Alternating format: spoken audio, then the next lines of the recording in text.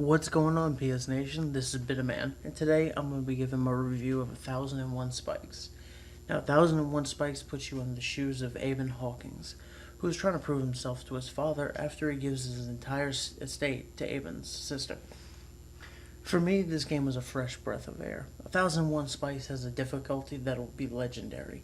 This game will chew you up and spit you out, and in that, I found that there is a magic in this game. The difficulty is so high it can be scary. On one level I died almost 100 times and had to put the controller down and take a break from frustration. But I came back. And that's the sign of a good game. It can piss you off and you will still come back. But let's talk about how the game plays. Very well, actually. The whole premise of the game is that to make it from point A to point B in one piece. In order to unlock a door at the end of each level, you must find a key. It's not like they're hidden or anything. They're out in the open, but the challenge is to get the key and get to the end alive. In each level, there's a hidden skull that will replenish one life each time you collect it.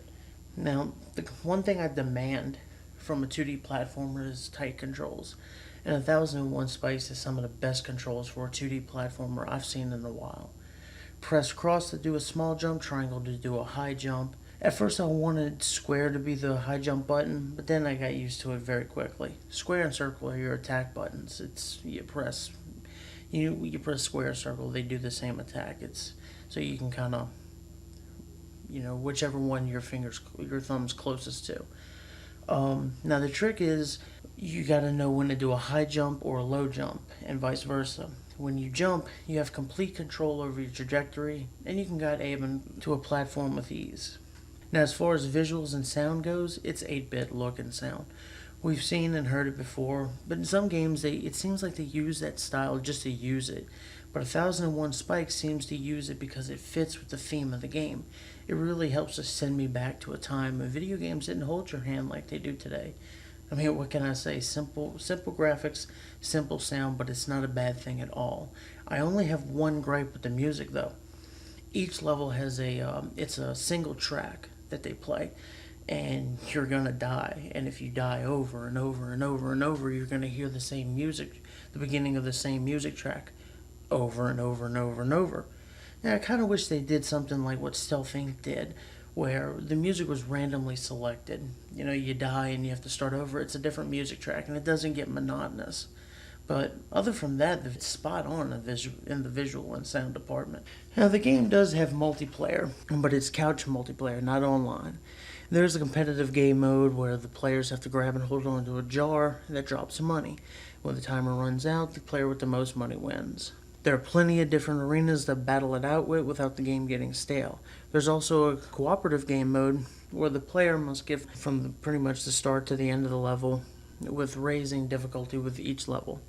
And the final multiplayer mode is when you and the other player have to climb a tower. It's kind of like, going from point A to point B, but instead of going left to right, you go up to down. After about 5 levels in the tower, you come to a boss, defeat the boss, and move on to the second tower. But both cooperative modes can actually be played by yourself if you can't find a friend. They'll sit down and join the torture.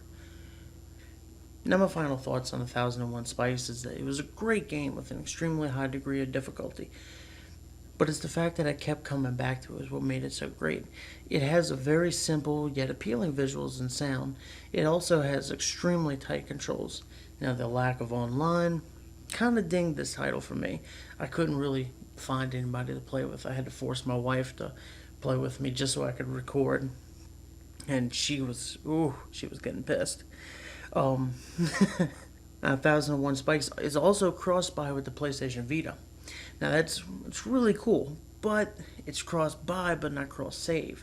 The problem with that is, like I said earlier, there was a level that I died almost 100 times. I got extremely lucky when I actually did beat that level.